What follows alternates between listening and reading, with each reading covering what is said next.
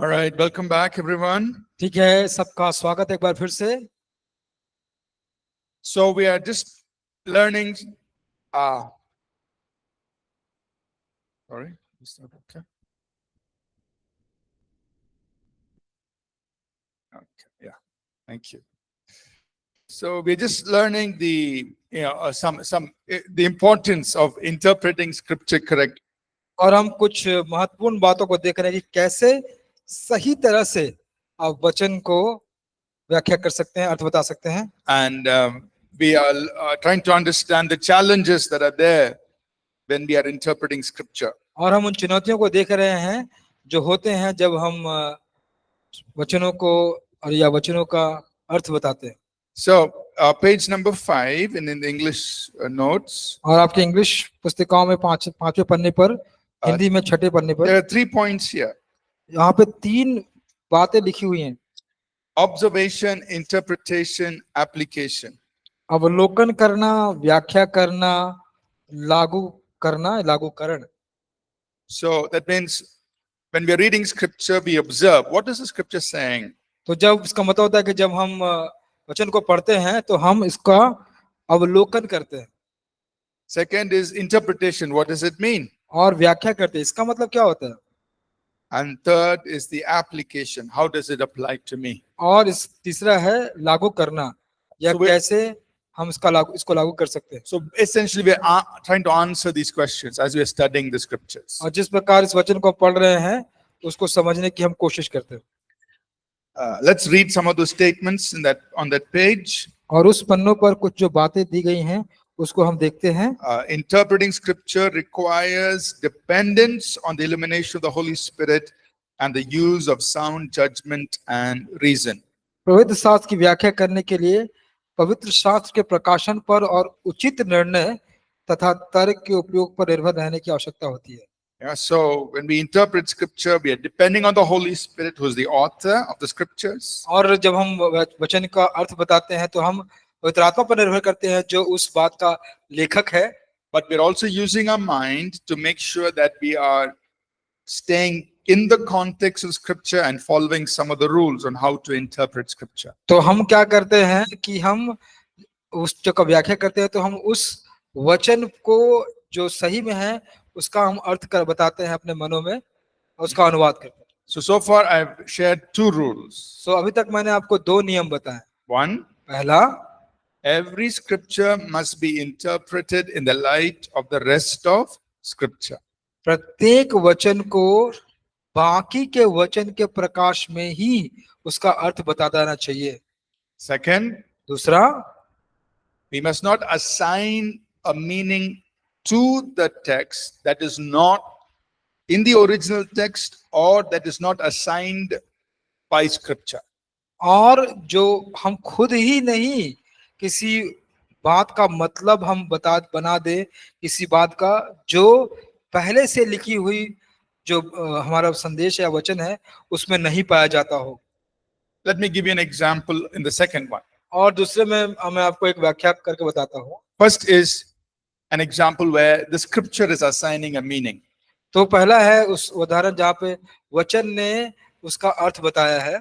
For example, उदाहरण के रूप में in Exodus chapter 12, और निर्गमन के 12वें अध्याय में God told Moses to tell the people, परमेश्वर ने मूसा से कहा कि वो अपने लोगों पर का न्याय करेगा। every house must kill a lamb.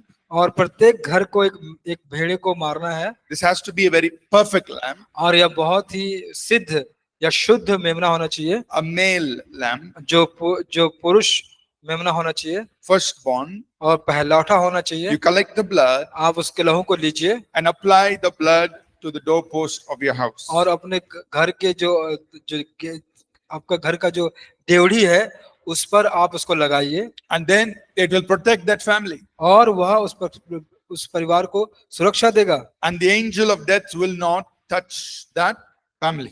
और जो मृत्यु का दूत है उस परिवार को नहीं छुएगा। You all remember the story? ये कहानी को आप सब जानते हैं। Now, अब in Exodus chapter 12, और निर्गमन अध्याय 12 में God never said परमेश्वर ने कभी नहीं कहा that Passover lamb जो फसह का मेमना है is Jesus. यीशु है। He never said it. उसने कभी ऐसा नहीं कहा। But लेकिन later in the scripture, बाद में वचन में 1 Corinthians chapter 5, पहला कोरिन्थियों अध्याय 5 verse 7, उसका 7वां वचन Paul writes, पौलुस लिखता है, he says, Christ our Passover is That- sacrificed for us. पौलुस कहता है कि मसीह जो हमारा फसह का पर्व है, फसह है, वह हमारे लिए बलिदान हुआ। Somebody could read 1 Corinthians 5, verse 7. पहला कोरिन्थियों अध्याय 5 उसका 7वां वचन कोई पढ़ सकता है? पुराना खमीर निकाल कर अपने आप को शुद्ध करो कि नया गुंदा हुआ आटा बन जाओ, ताकि तुम अखमीरी हो, क्योंकि हमारा भी फसह जो मसीह है बलिदान हुआ है। फसह जो मसीह है बलिदान हुआ है। So here he is saying, और यहाँ पे वो कह रहा है Christ is our Passover lamb. मसीह जो बलिदान हुआ है वो हमारा फसह का मेमना है। So here is one example यहाँ पे एक उदाहरण है where in the text, in the Old Testament, कि पुराने नियम में वचन में it is not given that the Passover lamb represents Jesus. ऐसा नहीं बताया गया है कि जो फसह का मेमना है वह यीशु है, But there is another scripture लेकिन एक और भी वचन है which is telling us जो हमको कहता है that Christ is our Passover lamb. कि मसीह जो है वो हमारा मेमना है फसह का। So now it is correct. It is right to say that Passover lamb in Exodus 12, it represents Jesus. तो अब कहना सही होगा कि निर्गमन अध्याय 12 में जो फसह का मेमना है वह यीशु को दर्शाता है। That is correct now. अब यह सही हो गया। You understand it? आप समझ रहे हैं? Understanding or not understanding? समझे कि नहीं समझे?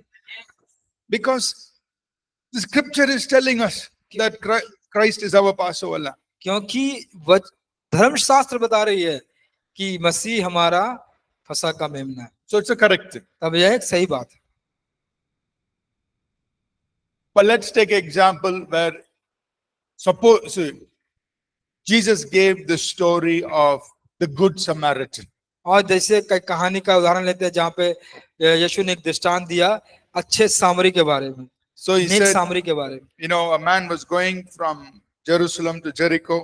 और यह दिखाता है, बताता है कि एक मनुष्य यरूशलेम से यरीको के शहर को जा रहा था। I'm forgetting now where it is, but anyway, somebody can find that for me. कोई खोज पाएगा क्या? Yeah, और नेक is- सामरी का कहानी कहाँ पे? it is in Luke chapter 10. Look का अध्याय 10। Okay, Luke 10. We are reading it here from verse 30 onwards. Look का अध्याय 10-13 से लेकर। So Jesus gave the story, the parable of the Good Samaritan. और यीशु ने दृष्टांत दिया, वह दृष्टांत जो नेक सामरी के बारे में था। So he said one man was going from Jerusalem to Jericho. तो कहता है कि एक व्यक्ति जा रहा था यरूशलेम से यरीको को। Some thieves came, they attacked him, कुछ डकैत डाकू आए और उन पर हमला किया they took away his things, left him half dead. और उसको सामान उसके छीन कर उसको अधमरा करके छोड़ गए। Then one priest came, फिर एक याजक आया, he did not do anything. उसने कुछ नहीं किया। A Levite came, एक लेवी आया, he didn't do anything. उसने कुछ नहीं किया। Then a Samaritan came, लेकिन एक सामरी आया and he had compassion on him. और उसको बहुत दया आई उसको देखकर। He put bandage on him. और उस पर उसने बरहम पट्टी की He poured oil and the wine. और उसने दाखरस और तेल को लगाया He put him on his animal और उसको अपने पशु पर जानवर पे चढ़ा and he के took him to the inn. और उसको सराय में ले गया।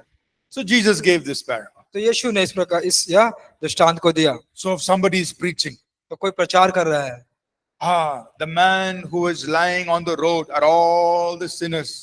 तो कोई प्रचार कर रहा है कि जो मनुष्य जो रोड पे पड़ा हुआ है वे सब पापी हैं। The thieves, they are the representing Satan and his demons. और जो शैतान है, जो चोर है, वह दुष्ट आत्मा को और शैतान को दिखाते हैं, And they have attacked all the people of the world and they're all lying like this. और वे संसार के सारे लोगों पर वह अटैक कर चुके हैं, वो सब ऐसे ही पड़े हुए हैं। The priest represents the denominational church. और जो याजक है वह उनकी कलीसिया, जो उनके विभाजित कलीसिया है, They're उसको not doing दिखाता है। anything. वे कुछ नहीं कर रहे हैं। The Levite represents maybe some other kind of church. They're और- not doing anything. और लेवी है, किसी अन्य प्रकार की कलीसिया है, वे भी कुछ नहीं कर रहे हैं। The Samaritan represents you. और जो सामरी है वो आपको दिखाता है। The bandage represents the word of God. और जो परहम पट्टी है वह परमेश्वर के वचन को दिखाता है।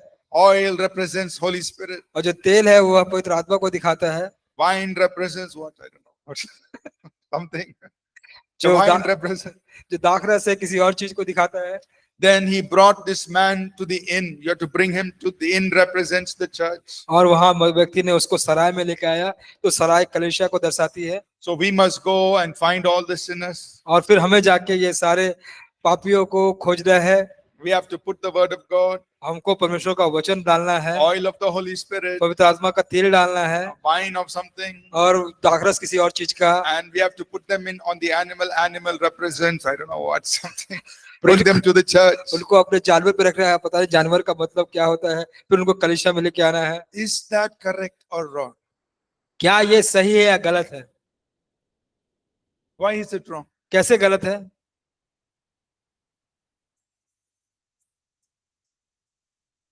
Because it is not given in the scripture. क्योंकि धर्मशास्त्र में ऐसा नहीं बताया गया है, दिया गया है। Neither in Luke chapter 10, ना कि लुक्का का 10 में, neither anywhere else. और कहीं भी नहीं। It is not there.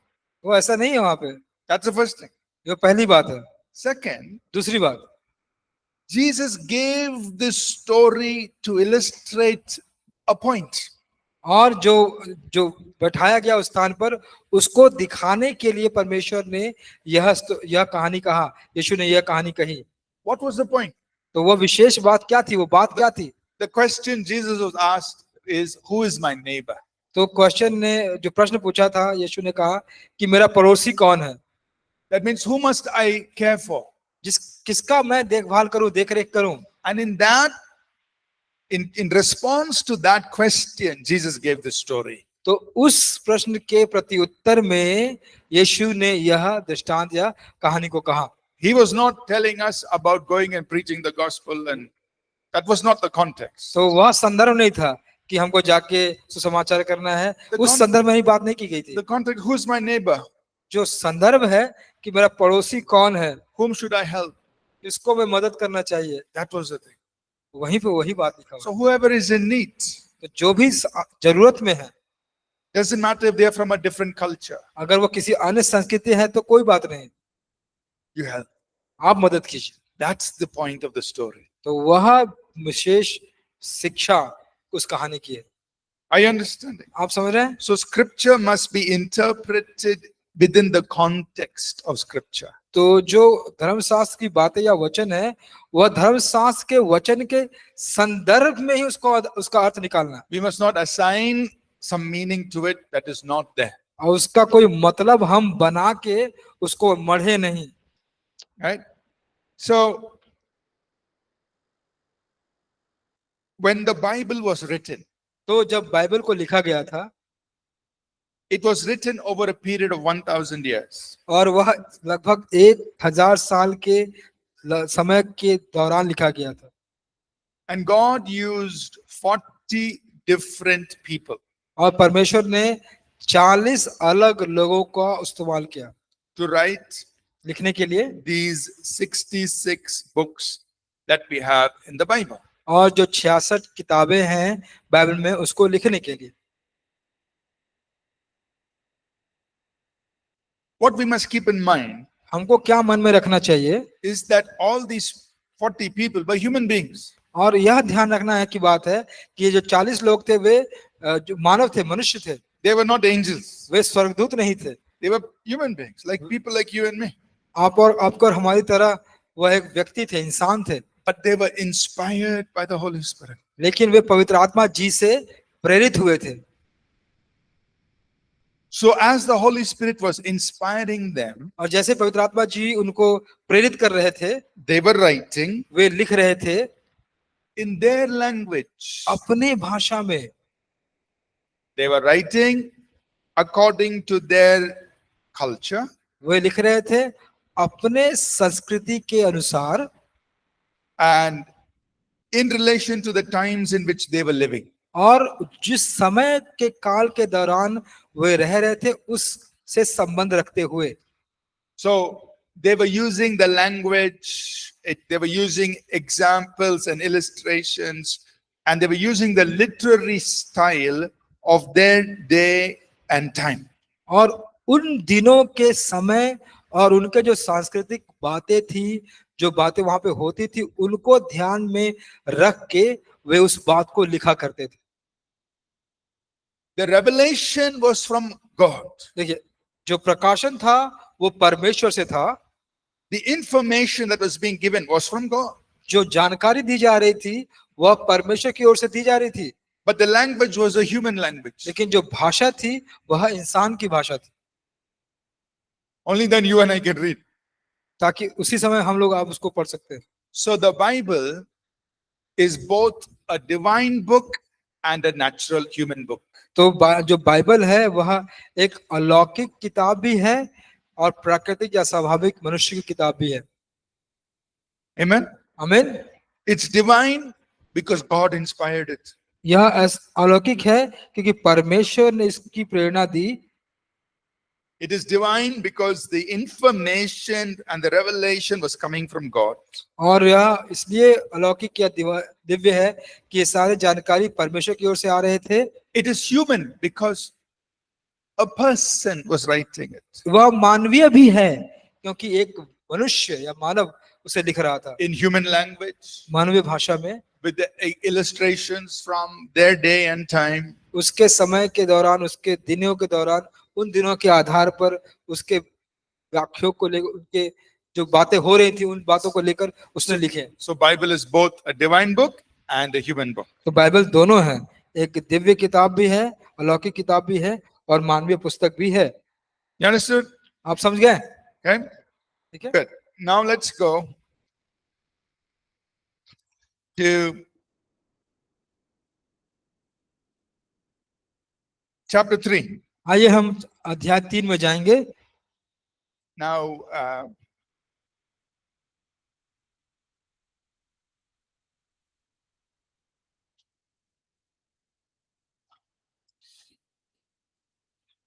this will be so let me say it like this. In English, we have many different versions of the English Bible. तो अंग्रेजी भाषा में अंग्रेजी बाइबल के अनेक अनेक प्रतिरूप है। In Hindi, I don't know how many versions you have. और हिंदी में कितने संस्करण हैं मैं नहीं जानता। 6 प्रकार के संस्करण हैं। 6. Okay, 6. There are 6 Hindi versions. और 6 हिंदी संस्करण हैं। So why are there so many different versions? What is the difference? तो क्यों अलग अलग संस्करण हैं, इनका अंतर क्या है? So if you look at the chart on that little diagram on page 9 in the English, Hindi की किताब में, इंग्लिश की किताब में 9 में, हिंदी की किताब में 10 में, अगर आप उस तालिका को दिखा दिया गया है जिसको आप देखेंगे, it will explain why there are many different types of Bible translation. वह आपको दिखाएगा कि क्यों अन्य प्रकार के अन्य संस्करण हैं बाइबल के अनुवाद के। So let me try and explain this. तो आइए मैं कोशिश करता हूँ इसको समझाने के लिए आपको। Right now, pastor is interpreting for me. तो पास्टर मेरे लिए वह अनुवाद कर रहे हैं। I am saying something in English. मैं कुछ अंग्रेजी में कह रहा हूँ। There are 3 ways he can interpret what I am saying. 3 तरीके हैं जिसका वो अनुवाद कर सकते हैं जो मैं कह रहा हूँ। First, पहला, he can do word for word interpretation. तो वो शब्द से शब्द का अनुवाद कर सकते हैं। word for word. शब्द के लिए शब्द. So if I say hello, अगर मैं कहूँ hello, he will also translate. तो मैं भी हेलो ही कहूंगा. Okay, sorry, sir. Suppose I say, hello, how are you? अगर मैं कहता हूँ हेलो हाउ आर यू, आप तो हिंदी में बोल. हेलो आप कैसे हैं. So he's done word for word तो translation. उन्होंने क्या शब्द के लिए शब्द का अनुवाद किया. I said 4 words. मैंने 4 शब्द कहे, He also said 4 words. तो इन्होंने भी 4 शब्द को कहा. That is word for word translation. वह शब्द से शब्द का जो वर्ड टू वर्ड का वह अनुवाद हो गया. That is one way of translate. वह एक तरीका है अनुवाद करने का. But sometimes लेकिन कभी कभी word for word translation may make it very difficult for the other person to translate and for people to understand. और कभी कभी जो कहा जो शब्द का शब्द अनुवाद होता है किसी और व्यक्ति को समझने के लिए या उसको अनुवाद करने के लिए भी बहुत कठिन हो सकता है.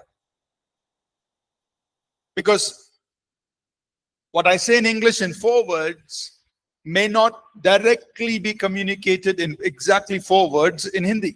तो जो मैं 4 शब्द अंग्रेजी के कह रहा हूँ, हो सकता है कि उन 4 शब्दों का जो मतलब है वह बताया नहीं जा सकता होगा उस स्पष्टता से हिंदी में. It may not come out correctly. हो सकता है कि वो सही रीति से जैसे नहीं आए. So then तब जाकर what the interpreter can do is give thought for thought or meaning for meaning. तो वो क्या करता है, विचारों से विचारों का या मतलब से मतलब का अनुवाद वो कर सकता है.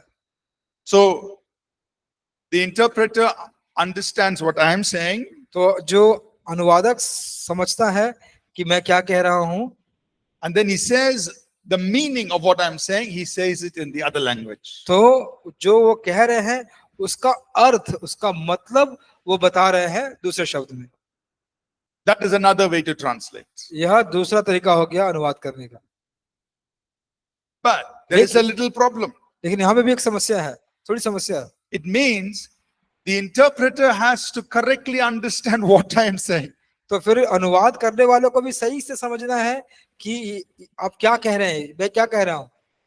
And then he's saying, this is what I think he is saying, so I am saying it like this. तो वो सोचता है कि मैं सोच रहा हूँ कि यह कहने के लिए वो कोशिश करें या मतलब है, तो मैं उसको समझ के फिर कह रहा हूँ कि इनका मतलब ये है. You understand? आप समझ गए? So first one is what? Word for word. हाँ, पहला है शब्द से शब्द. Second के लिए is शब्द. thought for thought or meaning for meaning. या विचारों का विचार बताना या मतलब का मतलब बताना. The third one is to give a summary or a paraphrase. तो तीसरा है कि हम सारांश बताएं, वह तरीका है. So there, the interpreter is not being so careful about thought, word for word or thought for thought. He's giving one summary. Okay, this is what he said. तो वहां पर जो अनुवाद करने वाला है वह शब्द से शब्द अनुवाद नहीं कर रहा है, विचारों से विचारों का अनुवाद नहीं कर रहा है. वो क्या कर रहा है, सिर्फ एक सारांश बता रहा है. ठीक है, इसका मतलब ये है, वह एक सारांश बता रहा है. So some Bibles कुछ बाइबल में are word for word translation. तो वो होते हैं शब्द से शब्द का अनुवाद. So they are very close to the original. तो वह जो असली है उससे बहुत नजदीक रहते हैं. And if they have to add a word, then they put it in italics, or they say like, yeah, we have added this word. तो अगर उनको शब्द कुछ जोड़ना है तो वह इटैलिक तरीके से जो थोड़ा टेढ़ा होता है उस प्रकार लिखते हैं. So some Bibles are like that. तो कुछ बाइबल ऐसे होते हैं. But it is not easy for people to correctly understand. तो यह लोगों के लिए बहुत आसान नहीं होता है कि वो ठीक से उसे समझे. So many Bibles are thought for thought and meaning for meaning. तो बहुत सारे बाइबल होते हैं वह विचारों के विचार या मतलब के मतलब से होते हैं. क्या हो गया? Oh, sorry. Oh, look, you're being a good neighbor. आप बहुत अच्छे पड़ोसी बन रहे हैं. So some Bibles are like that. तो कुछ बाइबल ऐसे होते हैं They bring out the meaning. तो वे मतलब को बताते हैं। But we have to remember that there is a little interpretation that the translator has done for तो us. आपको यह समझना है कि वहां पे कुछ अनुवाद जो अनुवादक है उसने किया है। And some Bibles are a paraphrase, a summary. तो कुछ जो बाइबल होते हैं वे सारांश होते हैं, संक्षिप्त अर्थ होते हैं। So a lot of the details are missed out. तो जितने भी जो विस्तार से विस्तृत बातें होती है, विशिष्ट बातें होती हैं, उनको छोड़ दिया जाता है। So that's why we have different versions. तो इसीलिए हमारे अलग अलग संस्करण होते हैं। But we say like, why do we need this? तो आप अगर कहते हैं कि हमको इसकी जरूरत क्या है, Because क्योंकि different people find it easy to read different kinds of versions. तो कुछ अलग अलग लोग अलग अलग तरह के संस्करण को पढ़ना उनको आसान लगता है। Some people like the paraphrase. Just tell me summary. तो कुछ लोग जो है वह सारांश को पढ़ना पसंद करते हैं, कहते हैं कि मुझे सिर्फ सारांश ही बता दीजिए, Just tell me the outline like a story, enough. जो कहानी का जो संदर्भ है या सारांश है वही मुझे बता दीजिए, मेरे लिए काफी है। So for them, the paraphrase Bible, that is easy. It's easy for them. They don't have to work too hard. तो वो तरह के बाइबल उनके लिए बहुत आसान होता है, उनको ज्यादा कड़ी मेहनत नहीं करनी पड़ती है समझने के लिए। Many people like the thought for thought or meaning for meaning. So yeah, I can understand this. तो कुछ लोग जो विचार से विचार, मतलब का मतलब, इस प्रकार के वचन को बाइबल को पसंद करते हैं और समझ पाते हैं। And then there are people who say, no, I want accurate. I want to stay close. I will do my study. तो कुछ लोग कहते हैं कि नहीं नहीं, जिसका जो मतलब जो सटीक अर्थ है, मुझे नजदीक रहना है, उसको समझना है, तो मैं पढ़ूंगा उसको, ऐसा पसंद करते हैं। So you have those kinds of Bibles. तो उस तरह के बाइबल होते हैं। You understand? आप समझ गए? So this is why we have many different versions, just to help different kinds of people. At least they will read the Bible and understand something. तो इसलिए इस अलग अलग प्रकार के संस्करण बनाए गए बाइबल के कि कम से कम वो बाइबल को पढ़ें और उसको समझें। Right? So we have different versions. तो इसलिए हमको अलग अलग तरह के बाइबल के संस्करण हैं। So there are also different ways to study the Bible. This is page 10 in the English notes. जी, 11 पन्ने पर बाइबल के अध्ययन के अलग अलग पद्धतियां या तरीके हैं। Different ways to study the Bible. अलग अलग तरीके हैं बाइबल का अध्ययन करने के लिए। We would we explain all of this here. I mean, I give a summary here on page 10 and then we explain it. और फिर उसको 10 पन्ने में, 11 पन्ने में उसको लिख के उसने समझाया है। So one is what we usually do, a passage study or a devotional study.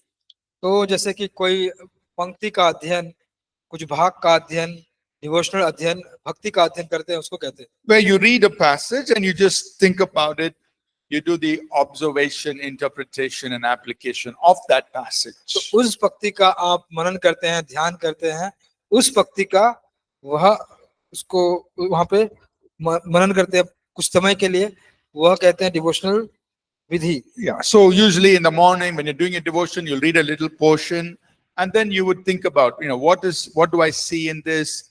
What is the meaning of this and how does it apply to my life? तो जैसे इसकी सुबह के समय हम लोग जब अपनी डिवोशनल स्टडी करते हैं या विधि से हम जब वचन को पढ़ते हैं, तो अब वहां पे देखते हैं कि क्या लिखा गया है, इसका क्या अर्थ होता है, और वहां पर कुछ देर आप समय बिताते हैं।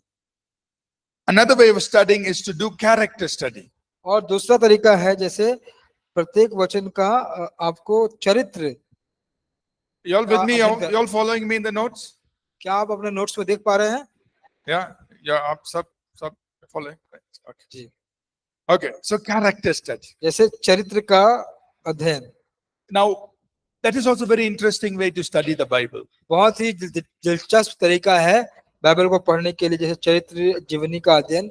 Now, in character study, you can do two things. तो उस चरित्र के चरित्रिक अध्ययन में आप दो बातें कर सकते हैं। You can study how a particular person, what happened to him in a particular situation. तो आप उस विशेष व्यक्ति के बारे में पढ़ते हैं कि वह जो विशेष परिस्थिति थी उसके साथ क्या हुआ, And through that, we learn about God and we learn about how to walk with God and so on. और उसके जरिए हम सीखते हैं कि हम परमेश्वर कौन है और कैसे हम अपने परमेश्वर के साथ अपना साथ चलें।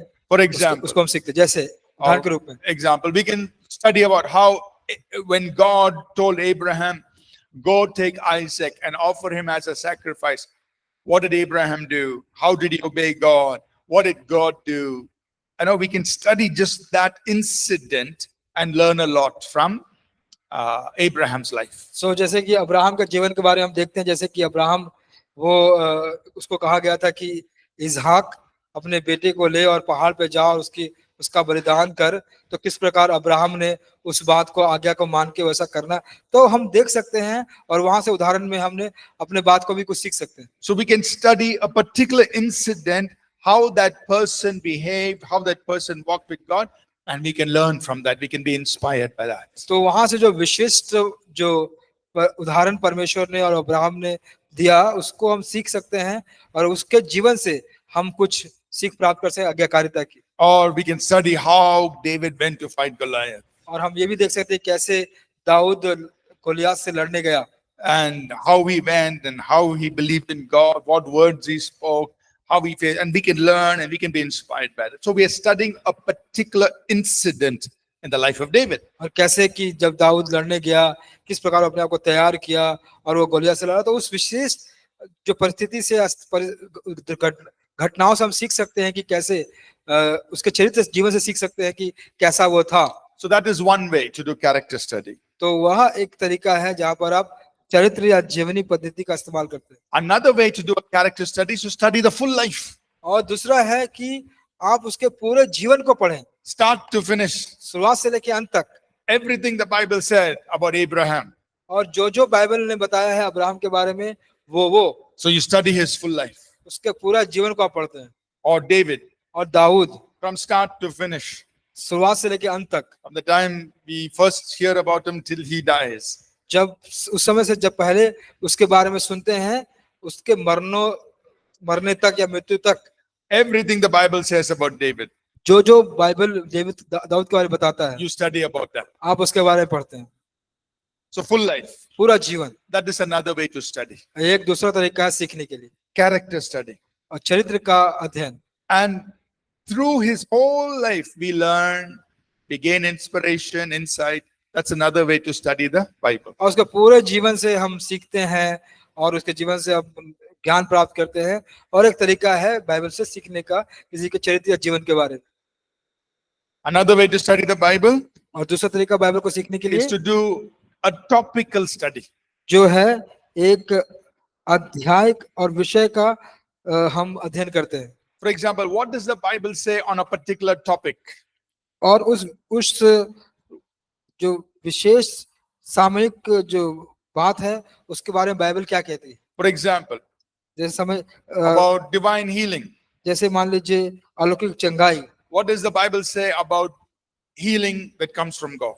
और पर बाइबल क्या कहता है उस चंगाई के बारे में जो परमेश्वर से आता है। And you study from Genesis to Revelation, everything about divine healing. और आप उत्पत्ति से लेकर प्रकाशित वाक्य तक पढ़ते हैं, हर एक चीज जो बाइबल बताती है। Or what does the Bible say about faith? Bible क्या बताती है विश्वास के बारे में Or about prayer? या प्रार्थना के बारे में, You study everything. तो आप सब कुछ पढ़ते हैं। So that's a topical study. तो वह एक विषय की पद्धति हो गई पढ़ने की। In 2 weeks from now, we will do one course on the end times. 2 सप्ताह के बाद हम लोग एक और पाठ को करेंगे जो कहते हैं अंत का समय। So that is a topical study. तो वह एक विषय के बारे में हमारी अध्याय होगी, हमारी पढ़ाई होगी। What does the Bible say about that topic, the end times? तो बाइबल उस विषय के बारे में क्या कहती है जो है अंत का समय। Are you with me? आप मेरे साथ हैं? So that is another way to study. तो यह एक दूसरा तरीका है सीखने के लिए। But you have to look at it from Genesis to Revelation. लेकिन आपको इसको उत्पत्ति से लेकर प्रकाशित वाद तक देखना पड़ेगा। We don't take only one passage and say this is everything about end times. No, there is so much in the Bible about the end times. So to put it all together. तो आपको ऐसा नहीं है कि एक चीज को लेकर कहे कि अरे देखिए यह है लिखा हुआ अंत समय के बारे में। बाइबल में बहुत सारी बात है अंत समय के बारे में बताती है। So we have to understand everything, put it all together, then we get a good picture about what the Bible says about the end time. तो हमको क्या करना पड़ेगा, वह वचन के भावों को लेना पड़ेगा, तब जाके यह बात को बतानी पड़ेगी कि बाइबल अंत के समय में क्या कहती है। So that is another way to do topical study, full Bible. तो वह एक अलग तरीका है सीखने का कि कैसे हम विषय के बारे में हम बाइबल में पढ़ते हैं, सीखते हैं। You can also do a word study. आप फिर शब्द अध्ययन भी कर सकते हैं। You take a word आप एक शब्द को लेते हैं and you look at everywhere that word is used in the Bible और आप उन सारे शब्दों को देखते हैं जहां पर उस शब्द का बाइबल में इस्तेमाल किया गया, and you study it. और फिर आप उसको पढ़ते हैं। Example, जैसे उदाहरण के रूप में tabernacle. जैसे तंबू, So you find every place in the Bible that is talking about the tabernacle. तो आप उन सारे वचनों को देखते हैं, पढ़ते हैं जो तंबू के बारे में बताते हैं। So you're studying about the tabernacle. तो आप तंबू के बारे में अध्ययन कर रहे हैं, But you have to study every word, every place. तो आपको हर जगह उसको पढ़ना पड़ेगा। Nowadays we have software that will help us, find wherever the word is used, it'll help you within few seconds. It'll give you a full list. जी, ऐसे software आ गए हैं जहाँ पे आपको पूरी सूची दिखा देगा, बता देगा कुछ सेकंड में ही कि वह शब्द कहाँ कहाँ लिखा गया है। Right? So you study based on a word. तो आप उस वचन के आधार पर आप अध्ययन कीजिए। That is also another way to study the Bible. यह भी कोई दूसरा तरीका है बाइबल का अध्ययन करने के लिए। Then you can do, book study. फिर आप किताब का ये कर सकते हैं, विश्लेषण पद्धति कर सकते हैं। For example, in church now we are studying the book of, क्या पुस्तक पढ़ रहे हैं? We are studying the book of Acts. और जैसे कलीसिया में अभी हम प्रेरितों के काम का अध्ययन कर रहे हैं, अध्याय का अध्ययन कर रहे हैं। So we go from beginning till end. तो हम शुरुआत से लेकर अंत तक जाते हैं। Usually we will read every verse and explain. क्या होता है कि हम एक एक वचन को पढ़ते हैं और उसको समझाते हैं। But right now in church we are just doing a summary of the chapters. तो अभी हम लोग कलीसिया में वह अध्याय का सारांश सिखा रहे हैं। But we do book studies in our regular Bible college. We study many of the epistles and we do a book study, verse by verse study, every verse. तो हम लोग क्या करते हैं, बाइबल कॉलेज में एक एक वचन को लेके सीखते हैं और अध्याय का विश्लेषण पद्धति इस्तेमाल करके हम सीखते हैं। So you really understand what that each book means. तो इसलिए कि आप बिल्कुल समझ जाते हैं कि वह प्रत्येक जो किताब है उसका अर्थ क्या है। That is also another way to study. और ये एक दूसरा तरीका है सीखने के लिए। Book, chapter, verse. किताब, अध्याय, वचन। Amen. आमीन। So these are all different ways to study the Bible. तो ये सारे अलग अलग तरीके हैं जहाँ से आप बाइबल को सीख पाते हैं। And there are tools. और कुछ ऐसे उपकरण हैं on page 15 in the English notes. और हिंदी में पन्ने ने 16 नंबर पन्ने पर कुछ बातों को दिखाया गया है, कुछ संसाधन को दिए गए हैं। All these resources are actually in English, so I'm sorry that they may not be available in Hindi. तो जितने भी ये सारे बातें हैं यहाँ पे जो इस्तेमाल करने के लिए, वे संसाधन जो है So we अंग्रेजी में है। we use these tools तो हम इन उपकरण का संसाधन का इस्तेमाल कर पाते हैं to study the Bible. Bible को पढ़ने के लिए। Okay? ठीक है। So we're going to till what time we have? Till Sagar, what? कितने बजे तक है? We have 10 more minutes. 10 minute और है। Okay. All right. So let's stop here for today. आज के लिए हम यहीं पे समाप्त करेंगे। We'll take a few minutes to pray. हम कुछ समय बिताएंगे प्रार्थना के लिए। So from tomorrow onwards, और कल से लेकर we want to learn some of the principles or the rules on how to correctly interpret scripture. तो हम कुछ नियम को सीखेंगे कि कैसे सटीक रूप से हम वचन का अर्थ बता सकते हैं। So that's what we'll be doing for most of this week. और पूरे सप्ताह भर हम इसको करेंगे। And we will look at some examples, good examples, bad examples, how to correctly interpret the हम कुछ उदाहरणों को देखेंगे, अच्छे उदाहरण को, खराब उदाहरण को, कि कैसे हम लोग उसको वचन का अर्थ बता पाए। Now, अब before we pray, प्रार्थना करने से पहले I want to give one word of caution. और मैं आपको एक सावधानी की बात बताना चाहता हूँ। Please don't go back to your churches आप अपने कलीसिया में ऐसे होकर वापस न जाएं, and don't go tell your pastor, Pastor, you're not interpreting scripture correctly. अपने पास्टर को जाके मत कहिए कि पास्टर इसका अर्थ आप सही से नहीं बता रहे हैं। I learned in Bible college मैं बाइबल कॉलेज में सीख के आया हूँ how to interpret. कैसे उसका अर्थ बताना है। What you're saying is wrong. आप जो बता रहे हैं गलत बता रहे हैं, Don't do that. एकदम ऐसा मत Because he कीजिए, will get angry with me only. वो मेरे ऊपर ही गुस्सा हो जाएगा। वो Why? What you taught them. आपने क्या पढ़ाया है उनको। So इसलिए when you hear somebody, doing some things which we have told you don't do, जो आप सुन रहे हैं कि कुछ ऐसी बातों का जिसको हम लोगों ने सिखाया है कि आप मत कीजिए, and that will happen many times. और वो होगा, बहुत समय ऐसा हुआ है। You'll be sitting and listening and you'll say, I know we are not supposed to be doing that. हम अब सुन रहे होंगे, कहेंगे कि अरे हम जानते हैं हमको ऐसा नहीं करना चाहिए था।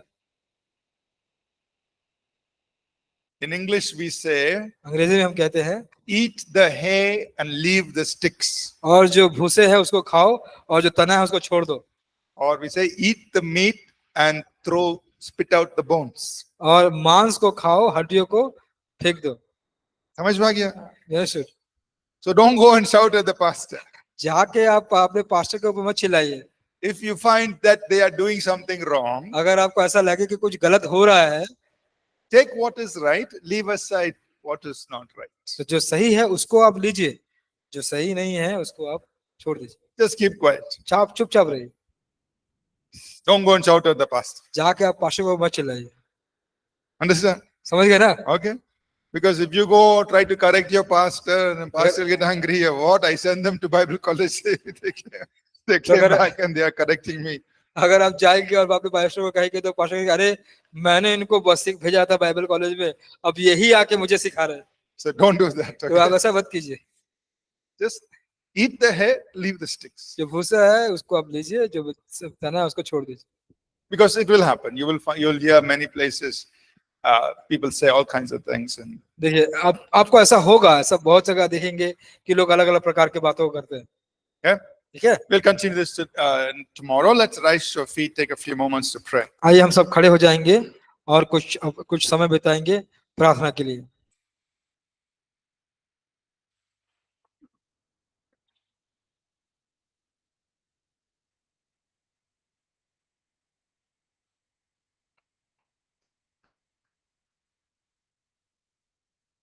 All right, let's take a. Just everybody pray in tongues. And आइए just, अन्य भाषा में बात करेंगे। Father, we just thank you पिता हम आपका धन्यवाद करते हैं for this time to learn. ये समय को जो दिया आपने सीखने के लिए। We invite the work of the Holy Spirit हम पवित्र आत्मा जी आपका आमंत्रण करते हैं to fill our hearts and minds और हमारे मनों को, हमारे हृदय को आप भर दें with revelation, और हर प्रकार के प्रकाशन से, with truth, हर एक सच्चाई से, and give us the wisdom to interpret the word of God correctly. और प्रभु जी वचन का अर्थ बताने के लिए, उसका मतलब बताने के लिए हमें वो बुद्धि दीजिए। Anoint each one here, God. और यहाँ पे जो प्रत्येक जन है उन Give us- सबको अभिषेक कीजिए। Anoint us with the Holy Spirit. हम सबको पवित्र आत्मा से आप अभिषेक कीजिए And give us the skill to correctly interpret the word of God. और हमें वो कौशलता दीजिए कि हम सही रूप से वचन का अर्थ बताने पाए। Open our eyes हमारे आंखों को खोल दीजिए that we may see wonderful things from ताकि your हम word. अद्भुत कामों के जो आपके वचन में है उसको Thank- देखने पाए। Thank you, Lord.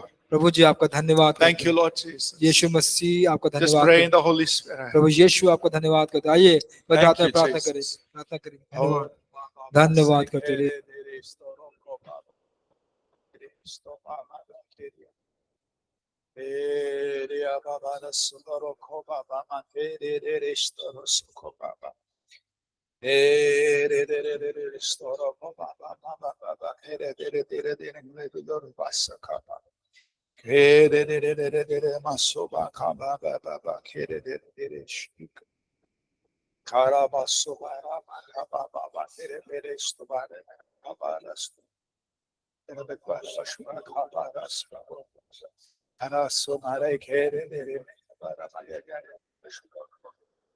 और बाखबर मसुरा धीरे धीरे बाखबर Oh, Roba Kababa, Subakada, Dere Bere Karate, Syria, Kabara, Oh, Bara Baba Baba, Horus, Bere, Area, Namashkara, Kabara, Basara, Karaba, Kere, Stobara, Masabara, Dere, Kere, Diabara, Mashtaraba, Dere Bekere, Stobara, Baskere, Diadana, Thank you, Lord Jesus. Thank you, God. We bless your name, Jesus. Bless your name. Kede abarabasa mere kede tenidishto baka bamarosho doroko baba. Kede de kemaroso koba maba kede de stiako ba. O baramasa barama ba keten de dishto barabasa karama. De shto barabaso koba makubara me karabasa. Thank you, Lord Jesus. Thank you, God. God, we bless you. We bless your name. We bless your name. Thank you, Jesus.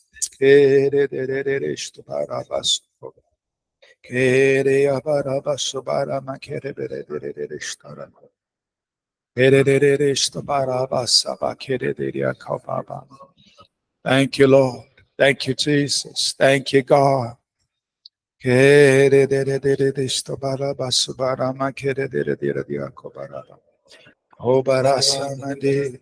धन्यवाद धन्यवाद धन्यवाद करते हैं प्रभु यीशु आपका धन्यवाद करते हैं प्रभु यीशु आपका धन्यवाद करते हैं धन्यवाद करते हैं Thank you, Lord. धन्यवाद प्रभु Thank you, धन्यवाद Father. Just पिता आपका speak your- धन्यवाद करते हैं Father, we just speak your blessing प्रभु जी आपके वसीले को on each धन्यवाद one here. हर एक व्यक्ति को आपके हाथ में सौंपते Holy हैं Spirit, come and be our teacher. पवित्र आत्मा जी आइए आप हमारे शिक्षक बन जाइए Teach each one of हम us सबको सिखाइए from your words, आपके वचन को लेकर from आइए your truth. आपके वचन की सच्चाई से भी Establish truth in our hearts. हमारे हृदयों में सच्चाई का स्थापना कीजिए Remove, Lord, anything that's wrong, any wrong ideas.